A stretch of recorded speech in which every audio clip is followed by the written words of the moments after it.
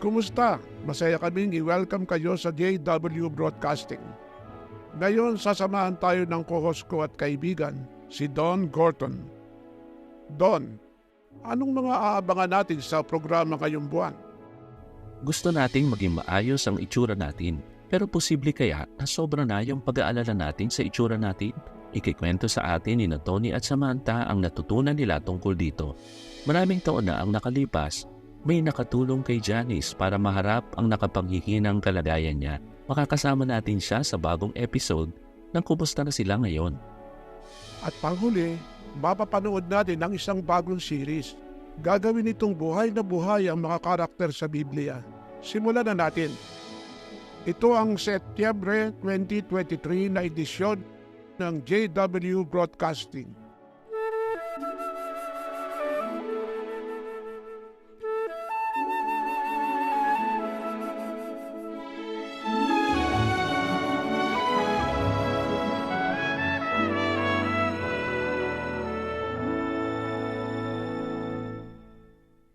Sa buwan ito, pag-uusapan natin ang temang mahal ka ni Jehova, ano man ang itsura mo, o kahit hindi ka perpekto. Kaya may dalawang bagay tayong tatalakayin sa pahayag na to. Ang itsura natin at ang pagiging di perpekto natin. Bakit dapat nating pag-usapan ang dalawang ito? Kasi may ilang tapat na lingkod ni Jehova na nag-iisip kung talaga bang mamahalin sila ni Jehova sa kabila ng kalagayan nila sa pisikal o sa pagiging di perpekto nila. Pag-usapan natin yung una, yung itsura natin. Sa tuwing titingin tayo sa salamin pagkatapos maligo at mag-ayos, nasisiyahan ba tayo sa nakikita natin? O baka pag tinitingnan natin yung sarili natin, meron sana tayong gustong baguhin, kaso hindi natin kaya. May ilan sa atin na ikinukumpara ang sarili nila sa ibang di perpektong mga tao at naiimpluwensyahan ng pananaw ng marami. Yung mga palabas sa ngayon, dinadaya ang mga tao. Kaya pakiramdam ng marami, yung pamantayan para sa pisikal na itsura ay dapat na kagaya ng mga gwapo at magagandang artista sa pelikula at sikat na mga atleta. Pero kung ikukumpara natin ang sarili natin sa kanila, madidismaya lang tayo. Mauubos ang oras natin at baka mapagastos pa. Kasi baka gawin natin ang lahat para maging kabuka o maging kagaya ng ibang tao. Totoo, may ilan na ipinanganak na may pisikal na limitasyon o kapansanan. Baka kitang-kita ito ng iba at baka may mga taong di maganda ang ugali na ginagawa silang katatawanan o nilalait. Dahil dyan, baka maramdaman ng isa na wala siyang halaga o baka sobra siyang masiraan ang loob dahil doon. Pwede itong makaapekto ng sobra sa isip ng isang tao at baka maramdaman niyang walang magmamahal sa kanya. At kung minsan, ang ganyang maling kaisipan ay pwede ring makaapekto sa pananaw ng isa sa pag-ibig sa kanya ni Jehova. Pero pakisuyong tandaan ito, mahal tayo ni Jehova, anuman ang itsura natin. Sabi nga ng iba, ang kagandahan ay pandabas lang. May panahong kukupas rin ito. Halimbawa, kapag tiningnan mo yung picture mo, sabihin na natin, noong mga 17 ka, pagkatapos, tingnan mo naman yung picture mo noong nasa 80s ka na. Baka sabihin mo, hindi ako yan. Hindi, ikaw yan. Minsan, nakapokus lang ang mga tao sa itsura. Baka hindi naman natin ito sinasadya, pero baka madalas natin nagagawa ito. Isang tapat na propeta ni Jehova ang nakagawa ng ganitong pagkakamali. Naalala niyo pa ba na utusan ni Jehova si Samuel na pahiran ang susunod na hari ng Israel? Sa unang Samuel, Kabanatang 16, talata 3, inutusan ni Jehova si Samuel na pumunta kay Jesse na taga Bethlehem. Doon, sinabi sa kanya, papahiran mo ng lagis para sa akin ang isa na sasabihin kong pahiran mo. Tandaan niyo yung mga sinabi ni Jehova. Samuel, pahiran mo ng langis ang isa na sasabihin kong pahiran mo. Ginawa niya ba yun? Tumingin si Samuel sa kadalasan ng paraan ng pagtingin ng tao, sa itsura. Basahin natin ang ginawa niya. Makikita yon sa unang Samuel, Kabanata 16, talata 6. Sabi doon, nang dumating sila, nakita niya si Eliab at sinabi niya, siguradong ito ang pinili ni Jehovah. Ang totoo, hindi kilala ni Samuel si Eliab, pero humanga siya sa itsura nito. Matangkad siya at malamang din na isa siyang magandang lalaki. Basahin naman natin ngayon ang talata 7. Ibang-iba ang paraan ni Jehovah sa kung paano niya tinitingnan ang halaga ng isa. Sabi sa talata 7, pero sinabi ni Jehovah kay Samuel, huwag kang tumingin sa itsura niya at kung gaano siya katangkad. Hindi ko siya pinili. Ngayon, pansinin ito. Dahil ang pagtingin ng tao ay hindi gaya ng pagtingin ng Diyos. Ang tao ay tumitingin sa panlabas na anyo, pero si Jehovah ay tumitingin sa puso. Kaya ibang-iba ang pagtingin ni Jehovah. Ngayon, pakisuyo pumikit kayo at imagine ninyo ang isang magandang ibon. Dumilat na kayo. Anong ibon ang nakita nyo? Isang indigo bunting ba? Isang cardinal? O Baltimore Oriole? Magagandang ibon yan. Pero mas mahalaga ba kay Jehovah ang isang ibon kaysa ibang ibon dahil lang sa itsura nito, sa ganda nito? Anong ibon ang ginamit ni Jesus nang ituro niya sa mga alagad ang isang mahalagang aral tungkol kay Jehovah? Maya. Isang simpleng ibon na hindi masyadong makulay at ipinagbibili lang sa maliit na halaga. Sundan niyo ulit ako sa screen habang binabasa ko ang Mateo 10:29 hanggang 31. Hindi ba ang dalawang maya ay ipinagbibili sa isang barya na maliit ang halaga? Pero walang isa man sa mga ito ang nahuhulog sa lupa nang hindi nalalaman ng inyong ama. At kayo, bilang niya kahit ang mga buhok ninyo sa ulo. Kaya huwag kayong matakot, mas mahalaga kayo kaysa sa maraming maya.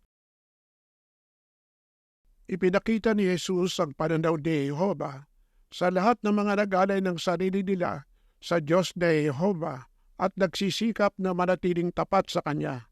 Pag-isipan ito. Siguradong nakikita rin ni Jehovah kapag nahuhulog sa lupa ang isang indigo bunting, cardinal o Baltimore Oriole. Pero may mahalagang itinuro si Jesus nang piliin niyang gamitin ang isang maya para sa ilustrasyon niya. Hindi tinitingnan ni Jehovah ang pisikal na kagandahan ng isa. Mahal tayo ni Jehovah kung paanong mahal niya ang sinumang tapat na naglilingkod sa Kanya. Ano man ang itsura natin. Ang totoo, idiniin pa nga ni Jesus ang puntong ito. Sabi niya, mas mahalaga kayo kaysa sa maraming maya. Pero hindi ka ibon. Isa kang napakahalagang tao na kumilala at nagmahal sa Diyos na Jehovah. Minahal ka niya hindi dahil sa panlabas na itsura mo, hindi dahil gwapo ka, simple, maliit, mataba, mapayat, kalbo, maganda, di masyadong maganda, may warts, o di pantay o putol ang paa, duling o banlag, o naiba ang kulay ng balat mo o hugis ng mata. Hindi, mahal ka ni Jehovah dahil sa panloob na pagkatao mo, yung puso mo. Naalala niyo pa yung sinabi ni Jehovah kay Samuel? Ang tao ay tumitingin sa kung ano ang nakikita ng mata, pero si Jehovah ay tumitingin sa puso. Oo, tumitingin sa iyo si Jehova at tinitingnan niya ang panloob na pagkatao mo at alam niyang minahal mo siya bilang iyong Diyos at soberano ng universo. Hindi mo maitatago ang bagay na iyan sa paningin ni Jehova. Kung mamahalin mo siya, gaya nga ng inutos ni Jesus, mamahalin ka niya, ano man ang maging panlabas na itsura mo. Naalala niyo rin siguro yung sinabi ni Jesus sa Marcos 12:30. Dapat mong ibigin si Jehova na iyong Diyos ng buong puso mo at ng buong kaluluwa mo at ng buong pag-iisip mo at ng buong lakas mo. Yun lang. Hindi sinama ni Jesus ang at ng buong itsura mo. Hindi. Walang kaugnayan ng itsura mo sa pag-ibig mo kay Jehova o sa pag-ibig niya sa iyo. Baka sabihin mo, pilay ang dalawang paa ko. Hirap akong maglakad. Wala na akong silbi. Hindi ikaw ang pinakaunang lingkod ni Jehova na nakaramdam niyan. Naramdaman din yan ni Mephibosheth. Siya rin, pilay ang dalawang paa niya. Pinarangalan siya ni David, binigyan ng mga pag-aari at ng pribileyong makasama ng hari sa pagkain. Pansinin kung ano yung tingin ni Mephibosheth sa sarili niya sa 2 Samuel 9:8. Sino ang iyong lingkod at nagbibigay ka ng ganitong atensyon sa isang patay na asong gaya ko? Hindi mataas ang tingin niya sa sarili niya. At maliit pa nga ang tingin niya sa sarili niya ayon sa sinabi niya. Kung meron kang diferensya o kapansanan, hindi totoo na wala kang silbi. Mahalaga ka sa paningin ni Jehova. Pakinggan mo yung sinasabi sa iyo ni Jehova dito sa Malakias 4:2. Pero sa inyo na nagpaparangal sa pangalan ko ay sisikat ang araw ng katwiran na ang mga sinag ay nakapagpapagaling at kayo'y magluluksuhan na parang mga pinatabang guya. Gawin ang buong makakaya mo kahit may mga limitasyon ka. Tandaan mo na mahal ka ni Jehova at naaalisin niya anuman ang kapansanan mo. Mabubuhay ka ng walang hanggan nang hindi na nag-aalala sa itsura mo o sa kapansanan mo. Ngayon, pag-usapan naman natin yung isa. Mahal tayo ni Jehova kahit hindi tayo perpekto. Kumusta kang tao? Hindi ka perpekto. Sorry, pero yan ang totoo. Lahat tayo, pinamanahan ni Adan yan. At dahil dyan, lahat tayo ay magagagawa ng pagkakamali. Walang sino mang exempted yan. Minsan naiinis tayo dahil sa mga nagagawa nating pagkakamali. Pero ganun talaga. Alam ni Jehova ang kalagayan natin. Alam niya kung ano yung naipamana ni Adan sa atin. Pero mahal niya pa rin tayo, kahit hindi tayo perpekto. Kasi alam niyang hindi naman natin yun ginusto. Bakit posibleng mahalin pa rin tayo ni Jehova, kahit nakakagawa tayo ng mga pagkakamali kung minsan, maling mga desisyon o malubhang kasalanan pa nga, na pinagsisihan din naman natin pagkatapos. Dahil yan sa isinakripisyo ni Jesus bilang pagtubos. Basahin natin ang Marcos 10:45 sa screen. Dahil maging ang anak ng tao ay dumating, hindi para paglingkuran, kundi para maglingkod at ibigay ang buhay niya bilang pantubos na kapalit ng marami. Inako ni Jesus ang mga pagkakamali natin. Nagawa niya ito nang ibigay niya ang perpektong buhay niya bilang kapalit ng naiwala ni Adan na naging dahilan ng kasalanang binana natin. Samahan niyo ako sa pagbasa sa unang Korinto 15:22. Kung kay Adan, ang lahat ay namamatay. Kay Kristo naman, ang lahat ay bubuhayin. Ang ganda niyan, di ba? Hindi nakapigil kay Jehova ang pagiging di perpekto natin para mahalin tayo. Basta nakikita niyang inaamin natin na nagkakamali tayo, nalulungkot sa nagawa natin, nagsisisi. Mahal niya tayo kahit hindi tayo perpekto. Sinasabi sa Apokalipsis 21:1 hanggang 5 na darating ang panahon, hindi na mararanasan ng mga tao ang pagluha, pagdadalamhati, pag-iyak, kirot, at kahit ang kamatayan.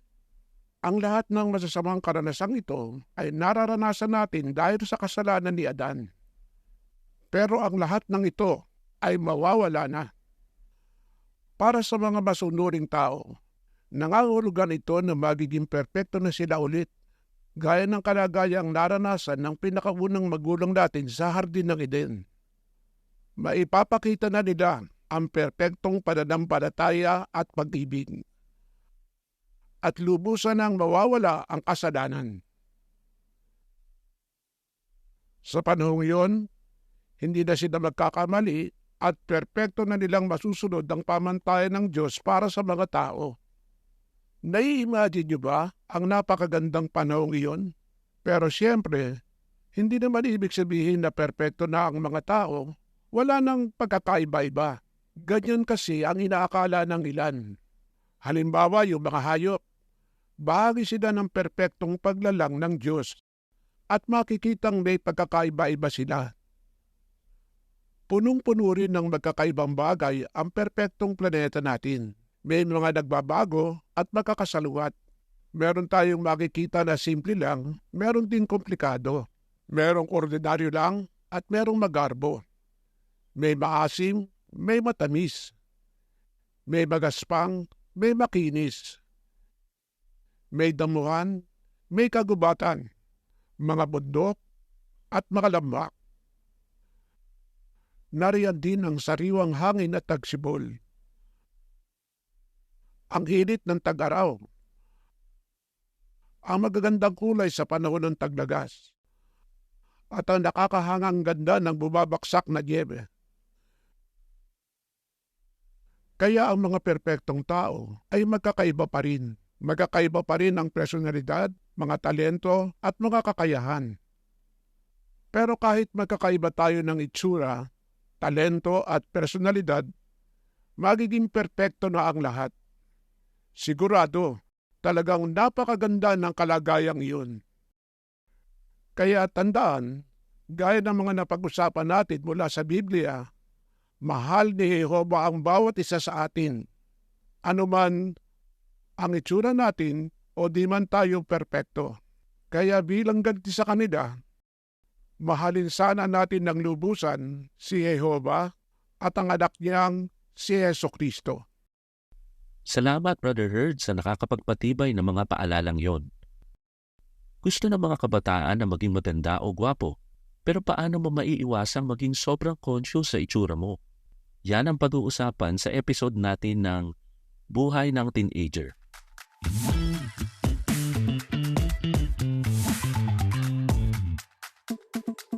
Ako hindi talaga ako mapakali. Kasi yung mga damit ko hindi naman yung uso. Yung buhok ko hindi rin nakakasabay sa uso.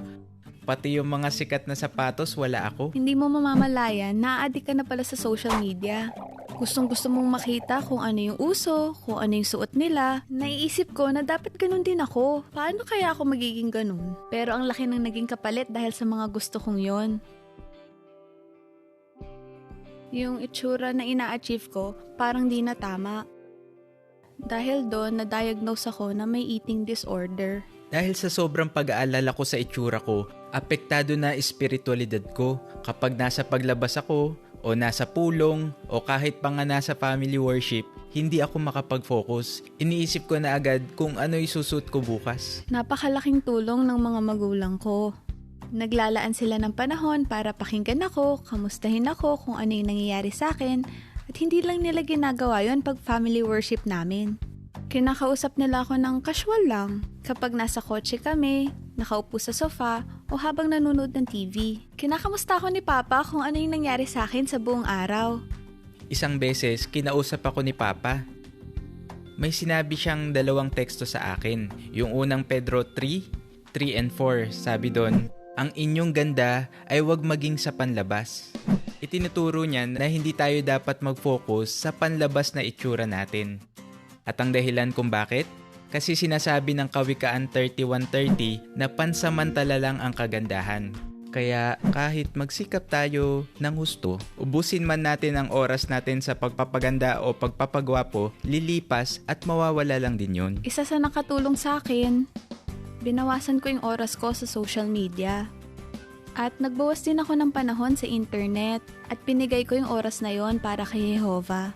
In-unfollow ko rin yung mga model, yung mga influencers na nakaka-impluwensya sa akin. Pinag-aralan ko rin yung mga Bible character gaya ni na Abigail, Sarah, at Ruth. Nakatulong sa akin yung pag-aaral tungkol sa kanila para mabago ko yung sarili ko.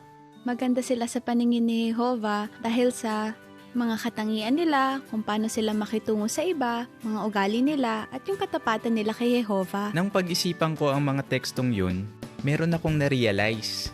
Yung pagiging attractive sa physical, para sa akin ngayon, wala na yung masyadong halaga. Simula pa lang ng araw, nagpipray na ako.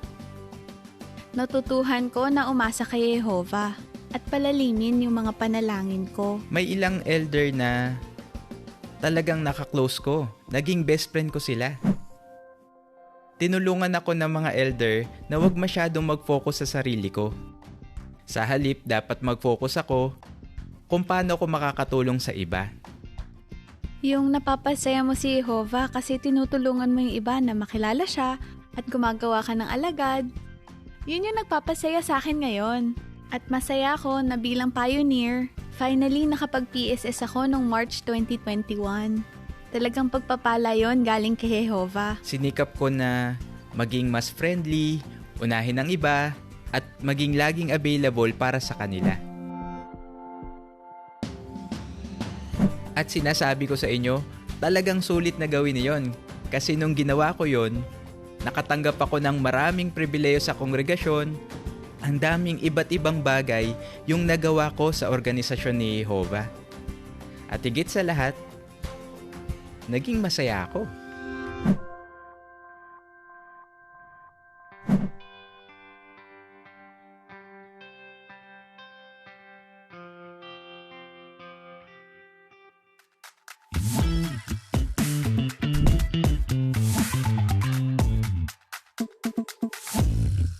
Salamat Tony at Samantha sa pagkikwento ng karanasan nyo.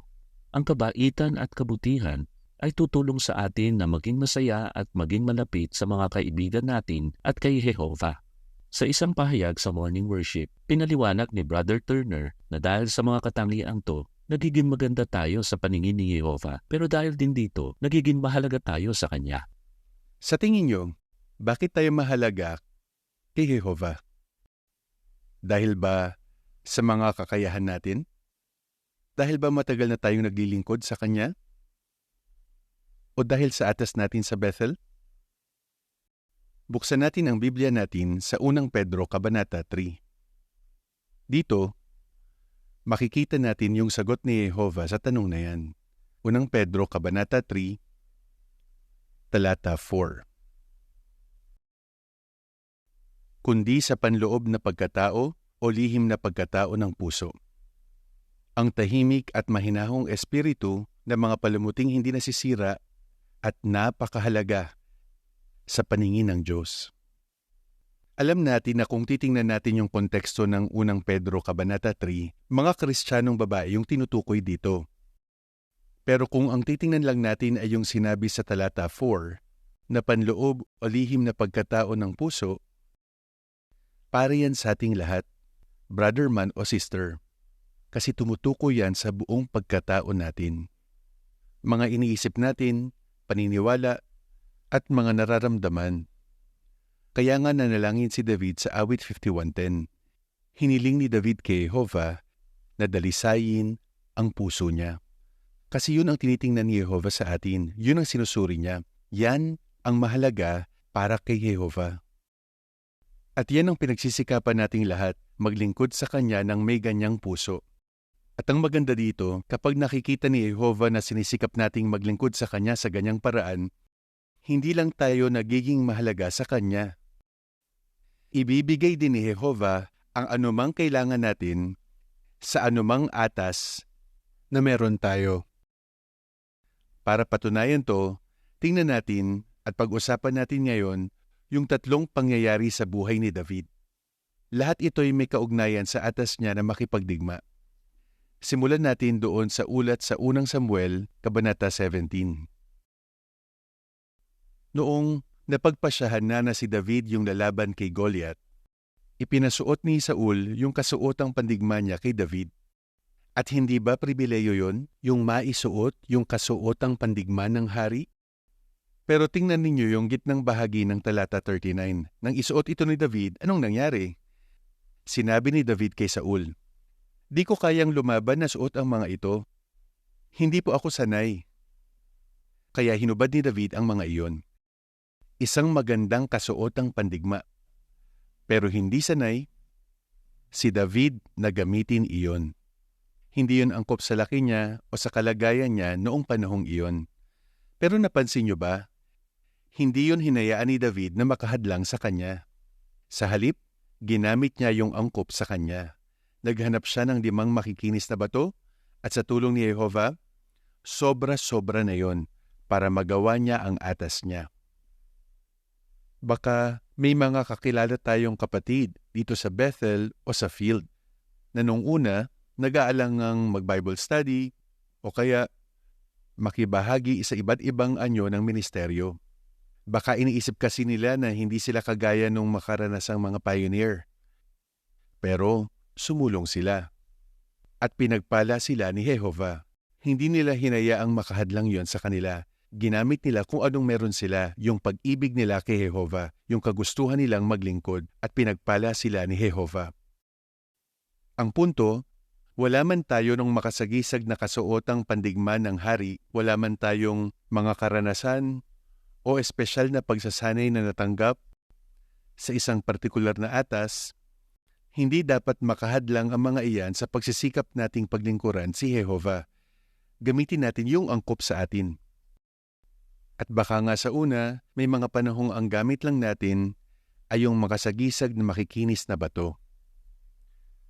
Pero para kay Jehovah, sapat na yan para magawa natin ang atas natin. Ngayon, doon na tayo sa pangalawang pangyayari. Sa pagkakataong to, sanay na si David, isa na siyang makaranasang mandirigma. At sa unang Samuel, Kabanata 18:4, nagkapribileyo siya ulit. At sa pagkakataong to, gagamitin niya yung kasuotang pandigma ni Jonathan. At nagtagumpay siya. Naipanalo niya yung maraming digmaan. At dahil sa dami ng panalo niya, umawit yung mga babae sa talata 7. Si Saul ay nagpabagsak ng 10,000 at si David ay ng 10,000. Bakit nga ba napakatagumpay ni David? Sinabi nung isang bantayan, makikita ang tabang ni David sa pagkikipaglaban niya. Kasi paulit-ulit siyang humihingi ng patnubay kay Jehovah sa tuwing makikipaglaban siya. Lagi siyang nananalo dahil ginagabayan siya ni Jehovah. Hindi dahil sa husay niya sa pakikipagdigma. Anong matututuhan natin dito? Kahit binigyan tayo ng maraming pananagutan sa organisasyon, hindi natin dapat hayaan ang talino natin, pribileyo, posisyon o mga kakayahan na maging dahilan para hindi na tayo humingi ng patnubay kay Jehovah. Tutulong yan sa atin para manatiling mapagpakumbaba at manatiling mahalaga sa paningin ni Jehovah. At may isa pang magandang sinabi yung bantayan. Sinabi doon yung isa sa mga dahilan kung bakit umawit at nagsaya yung mga babae.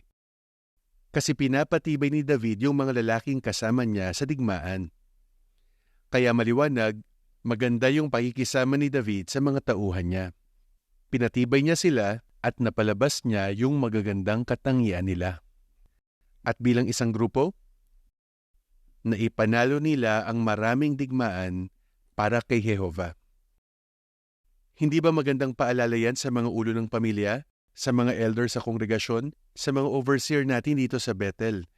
Kung magkakaroon tayo ng saloobing kagaya nung kay David, magagamit tayo ni Jehovah para patibayin at palakasin ang mga nakakasama natin sa paglilingkod. At bilang isang bayan, marami tayong magagawa para sa kapurihan ni Jehovah. Doon na tayo sa panghuling pangyayari. Dito naman tayo sa 2 Samuel. Sa pangyayaring to, matanda na si David. Marami na siyang naipanalong laban. Pero sa isang laban nila sa mga Filisteo, pansinin yung nangyari sa kanya. 2 Samuel, Kabanata 21. 2 Samuel, Kabanata 21, babasahin natin yung talata 15. Sabi, nagkaroon muli ng digmaan sa pagitan ng mga Filisteo at ng Israel. Kaya lumabas si David at ang mga lingkod niya at nakipaglaban sa mga Filisteo. Pero napagod si David. Sa pagkakataong iyon, kahit may kasuotang pandigma siya, umabot si David sa puntong halos mapatay siya. Nandun pa rin naman yung tapang niya. Pero humina na siya. Napagod siya. Kaya doon sa talata 17, siguradong ipinagpapasalamat niya na may tauhan siyang kagaya ni Abisai na nanatiling alerto at agad na tumulong sa kanya. Kung aatras tayo at babalikan yung Kabanata 18, doon sa talata 3 at 4, pinag-uusapan na nila kung dapat pa bang sumama si David sa laban. Pero kung pag-iisipan yung mga talatang yon, hindi naman sa pinipigilan nila si David na makipaglaban. Gusto lang nila na gawin ni David yung kaya niya ayon sa sitwasyon niya. At dun sa talata 4, makikita natin yung karunungan ni David kasi pumayag siyang gawin yon. Di ba pinapaalala sa atin ito yung mga mahal nating tapat na may edad na dito sa Bethel? Mahal na mahal namin kayo at malaki ang paggalang namin sa inyo. At alam naming mahal kayo ni Jehovah at napakahalaga ninyo sa Kanya. Kasi nababasa niya ang puso ninyo. At alam din niya na yung lakas nyo ay hindi na gaya ng dati. Pero yung pananampalataya nyo, pag-ibig, lakas ng loob at sigasig ay nandyan pa rin. Hindi kumukupas. Kaya talagang nagpapasalamat tayo sa mga kapatid, pati na sa pamilyang Bethel. Kasi may mga gaya ni Abisai dito. Itinuturing namin na pribileyo na suportahan at tulungan kayo sa abot ng makakaya namin. At sigurado rin na pinapahalagahan ni Jehovah yung pagiging handa nyo pa rin gawin anumang atas ang ibigay ayon sa kalagayan nyo. Kaya dapat nating tandaan na hindi ang lakas natin o yung mga kakayahan natin yung naglalapit sa atin kay Jehovah. Yung panloob o lihim na pagkatao ng puso natin, isang dalisay na puso. Yan ang mahalaga kay Jehovah. At kung maglilingkod tayo sa Kanya ng may ganyang puso, anuman ang sitwasyon natin, ibibigay niya ang anumang kailangan natin para mapaglingkuran natin siya sa paraang kalugod-lugod sa Kanya. Totoo yung sinabi ni Brother Turner. Mahalaga tayo kay Jehovah at ibibigay niya ang anumang kailangan natin para makapangaral tayo kahit pa nga pakiramdam natin kulang tayo sa tapang at kakayahan. Ang music video natin sa buwang ito ay Kilala Ka ng Iyong Diyos. Tinitiyak sa atin ito na kung pinanghihinaan tayo ng loob, pagod tayo o natatakot, alam ni Jehovah ang nararamdaman natin.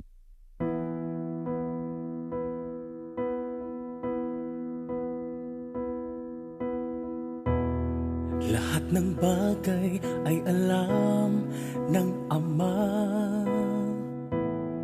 na lumalang sa akin at sa iyo. Nakita niya ang iyong simula at ang pagsilang sa iyo. Kilala ka ng iyong Diyos. Ikaw ay mahal niya, sa'yo siya'y tiwala. Alam niya ang lahat sa'yo at ang pinagdaanan mo. Kapag may pagsubok at hamon sa buhay, ikaw ay tutulungan niya. Laging nandyan ang Diyos.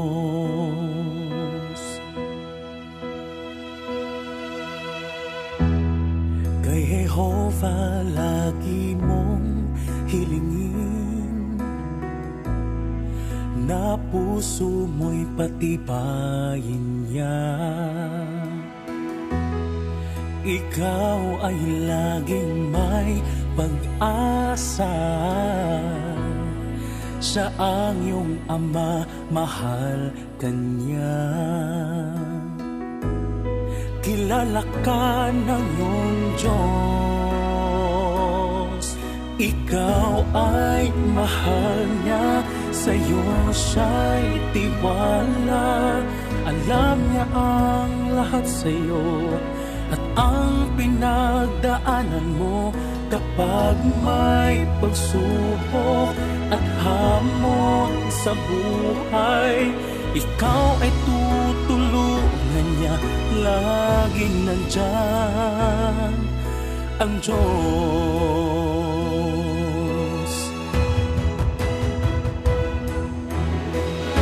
Tumawag ka sa Kanya at huwag mong kalilimutan na siya ang iyong Diyos. Pag di mo na kaya, huwag kang bibitiw sa Kanya.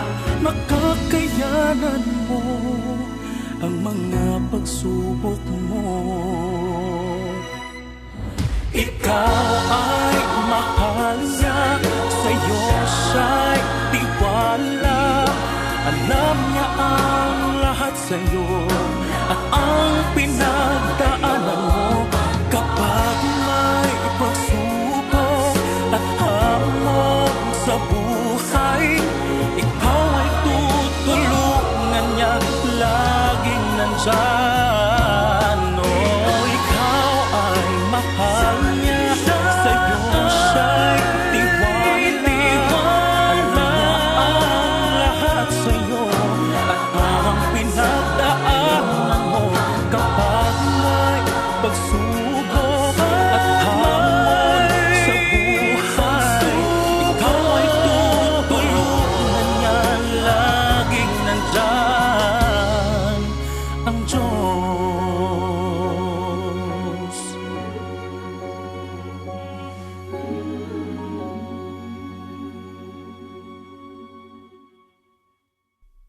Ang ganda, no? Ano yung sabi sa lyrics? Ikaw ay mahal niya, sa'yo siya'y tiwala, alam niya ang lahat sa'yo. Ang daling sabayan, no? At nakakapagpatibay. Siguradong paulit-ulit nating kakantahin to sa mga susunod na araw. Mahirap kalaban ang pagkasira ng loob. Sa Abril 22, 2001 issue ng Gumising, ikinwento ni Janice Adams kung paano siya tinulungan ni Jehovah na mapagtagumpayan ang pagkasira ng loob at manatiling positibo sa kabila ng maraming pagsubok. Kumustahin natin siya ngayon? Ipinanganak akong bingi at nag-aral ako sa school para sa mga bingi. At nag-college din ako. Pero habang nag-aaral ako, napansin ko na lumalabo ang mata ko at hindi ko maintindihan kung bakit. Pagkatapos, sinabi sa akin na mabubulag na ako. Hindi ako makapaniwala. May ibinigay sa akin na babasahin at doon may nabasa ako. Ang sabi, ang mga taong bingi at bulag ang pinakamalungkot na tao sa buong mundo. Sobra akong nasiraan ng loob.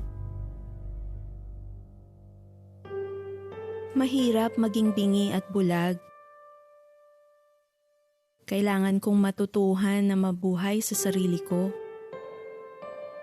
Pero ang pinakamahalagang bagay na natutunan ko ay yung tungkol kay Jehovah, ang tunay na Diyos.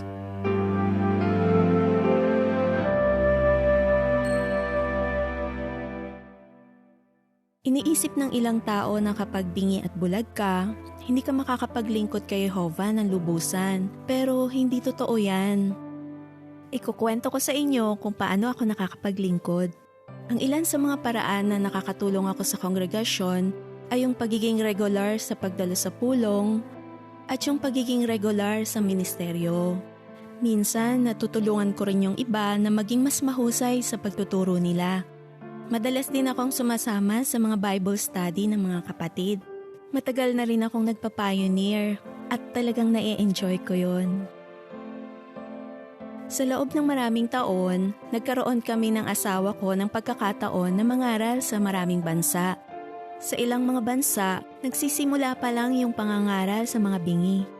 Halimbawa, nagpunta kami sa Honduras sa Central America. Meron lang 2 maliit na group doon. Nung una, 2 buwan lang kaming nag-volunteer doon. Pero pagbalik namin, nagstay na kami doon ng 2 taon. Napakasayang karanasan na magkaroon ng bahagi at makita yung pagsulong ng pangangaral doon. Bago ang COVID-19 pandemic, nasanay na akong gumawa ng mga bagay kahit walang tulong ng iba. Halimbawa, nakakaalis ako na ang kasama lang ay ang aso ko. Nakakapunta kami ng aso ko sa Kingdom Hall para makasama ang mga kapatid.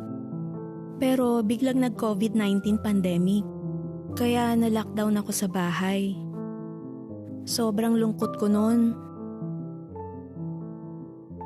At kahit may mga pulong at may kaayusan naman ang pangangaral sa Zoom, nahihirapan pa rin ako. Ang pwedeng mag-interpret lang sa akin ay ang asawa ko. Wala nang iba. Ang hirap noon. Pagod na pagod siya. Pareho kami. Talagang kailangan naming tiisin yon. Pero dumating din yung panahon na safe nang lumabas. May ilang kapatid na pumupunta sa amin para tumulong sa pag-i-interpret. Talagang napatibay ako noon. Nakakasama ko na ulit yung mga kaibigan ko. Ang saya-saya ko. Maraming tumutulong sa akin sa kongregasyon. Sa mga pulong, maraming mga kapatid ang nagvo-volunteer na mag-tactile interpret para sa akin. Napapatibay ako noon. Kaya alam ko kapag may problema ako, masasabi ko yung iniisip at nararamdaman ko sa iba kasi alam kong makikinig at susuportahan nila ako. Ano man yung mangyari sa hinaharap, lagi kong tatandaan yung Isaiah 41:10. Sabi doon, "Huwag kang matakot dahil kasama mo ako." Alam ko papatibayin ako ni Jehovah. Tutulungan niya ako. Wala akong dapat ipag-alala. Totoo, bingi at bulag ako. Pero hindi ako ang pinakamalungkot na tao sa buong mundo. Masaya ako kasi marami akong kaibigan. Masaya ako kasi natutulungan ko yung iba na makilala ang Diyos. At nandiyan ang best friend ko, si Jehovah.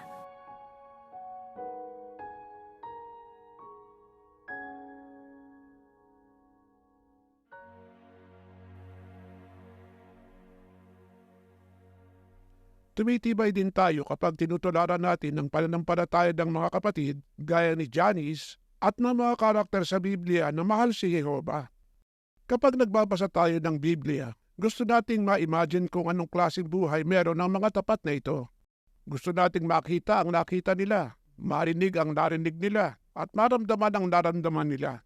Gusto nating makita ang sarili natin sa sitwasyon nila. Masaya kaming ilabas sa inyo ang isang bagong serye na tutulong sa atin na ma-imagine ang mga kwento sa Biblia. Masiyahan sana kayo sa pinakaunang episode ng seryeng Tularan ang Kanilang Pananampalataya.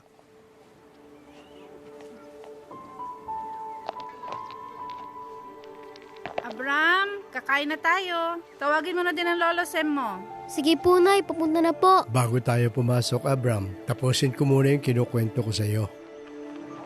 Nung ibigay ni Jehovah ang utos kay tatay na magtayo ng arka, kabataan pa ako noon. At matagal bago namin natapos yun. Kailangan din namin mag-ipon ng pagkain at papasukin ng mga hayop. Hindi namin alam kung gaano kami katagal sa loob ng arka. Pero nung isara na ni Jehovah yung pinto ng arka,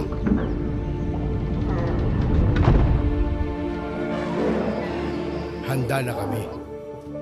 Natakot po ba kayo?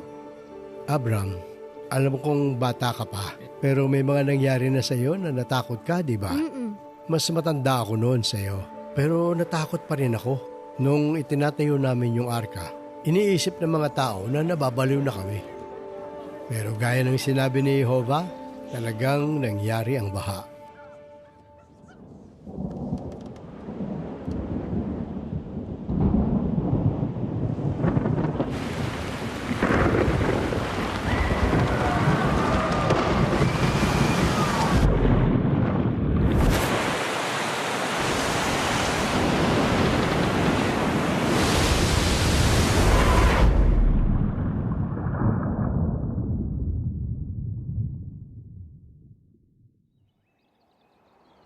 Walo lang ang naligtas. Mga magulang ko, mga kapatid ko, at mga asawa namin.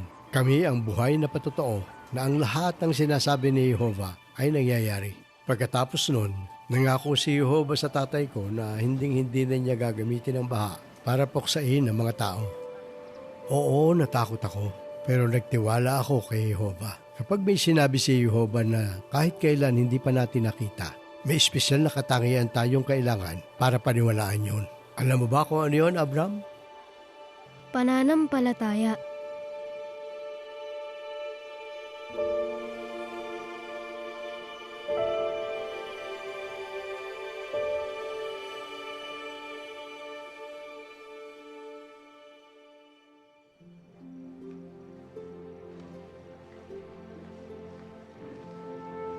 Nakatira sina Abram at Sarai sa Ur, isang lungsod na puno ng mga taong sumasamba sa mga paganong Diyos. Pero gaya ni Noe at Sem, si Jehovah ang sinasamba ni na Abram at Sarai.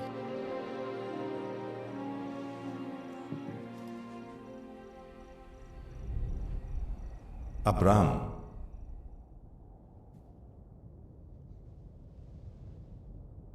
Abram, umalis ka sa iyong lupain. Iwan mo ang mga kamag-anak mo at pumunta ka sa lupain na ipapakita ko sa iyo.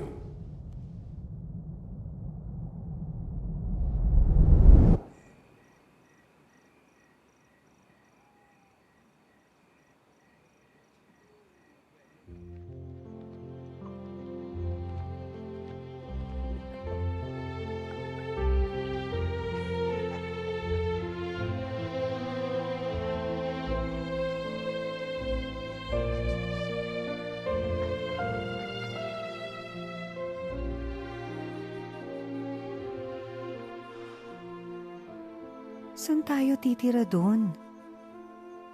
Mapapalayo tayo sa pamilya natin. Naniniwala ako na kung susundin natin si Jehovah, magiging maayos ang lahat.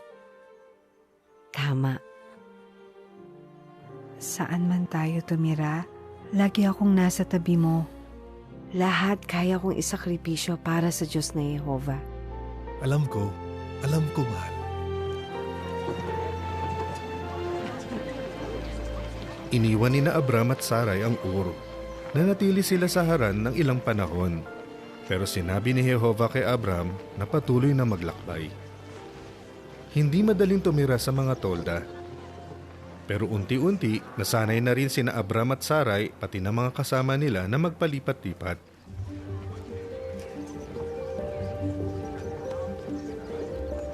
Kapatid na ang turing ni Abram sa pamangkin niyang si Lot. Pero habang lumalaki ang kawan nila, nagkaroon ng mga pagtatalo sa grupo nila.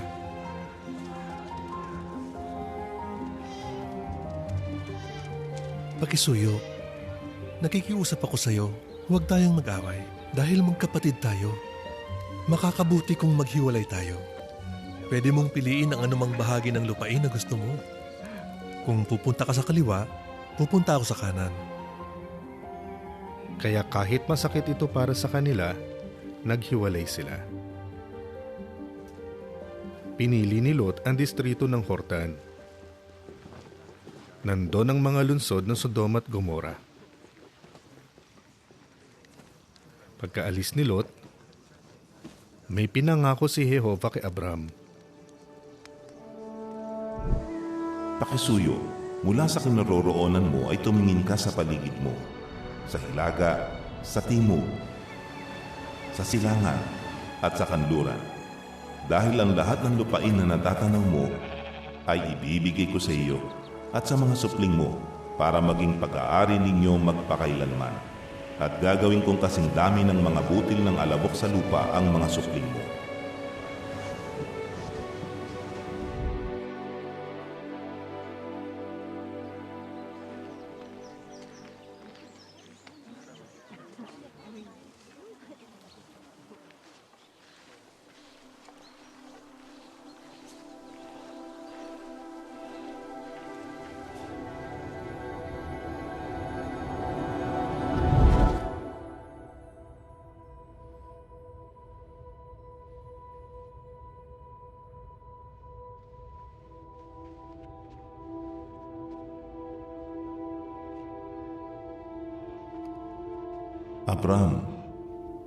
Abram. Huwag kang matakot, Abram. Ako ay kalasag para sa iyo. Napakalaki ng magiging gantimpala mo. Kataas-taasang Panginoong Yehova, ano ang ibibigay mo sa akin? Gayong wala akong anak. Lumabas ka, pakisuyo, tumingin ka sa langit, at bilangin mo ang mga bituin, kung mabibilang mo nga iyon. Magiging ganyan karami ang mga supling mo. Nang maglaon, pinalitan ni Jehova ang pangalan ni Abram ng Abraham, ibig sabihin, ama ng karamihan. Pinalitan din niya ang pangalan ni Sarai ng Sara, ibig sabihin, prinsesa. Araw-araw ipapaalala ng mga bago nilang pangalan ang pangako ni Jehova. Pero hindi lang yon ang ginawa ni Jehova. Nagpadala pa siya ng 3 anghel para patibayin pa si Abraham. Sinabi nila ang isa pang magandang balita. Hindi lilipas ang 1 taon at magkakaroon sila ni Sara ng isang anak na lalaki.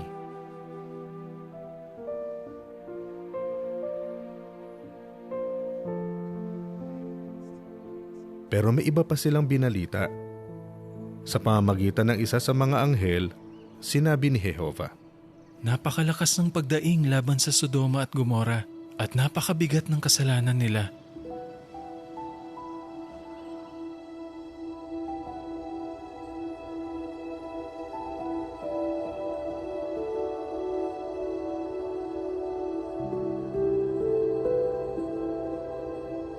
Talaga bang lilipulin mo ang mga matuwid kasama ng masama?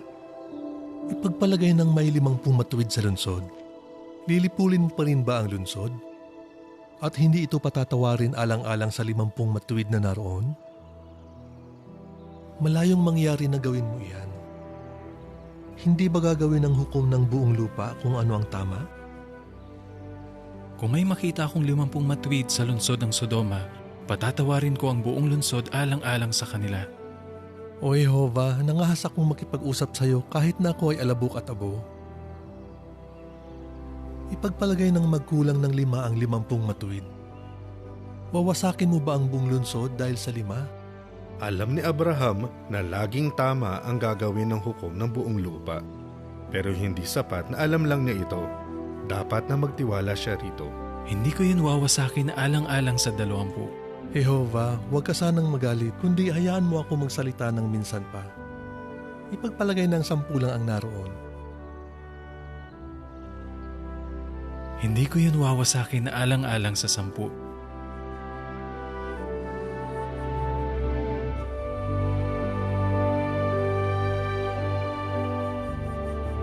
Sa buong buhay ko, nakita kong laging nagkakatotoo ang mga pangako ni Jehova. Sa buong buhay mo, magtiwala ka rin na laging gagawin ni Jehova kung ano ang tama.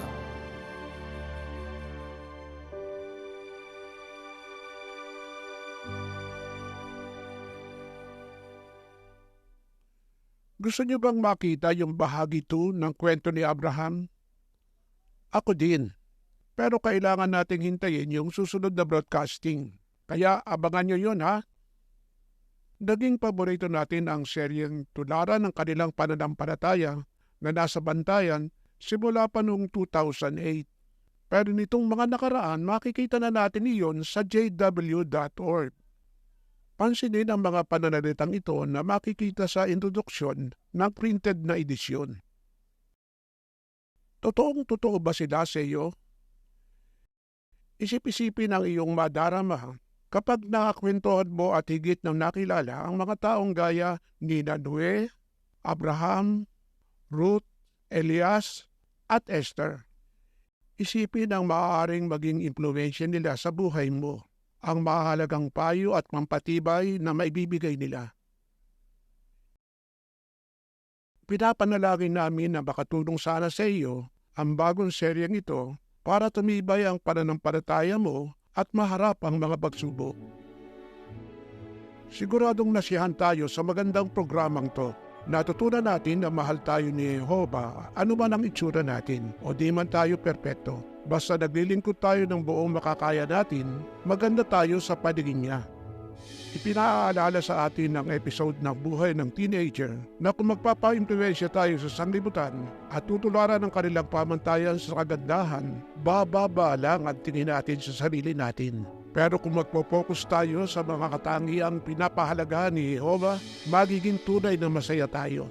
At tiniyak sa atin ng music video natin na kung nasa mahirap na kalagayan tayo, naiintindihan tayo ni Jehovah at alam niya kung ano kailangan natin.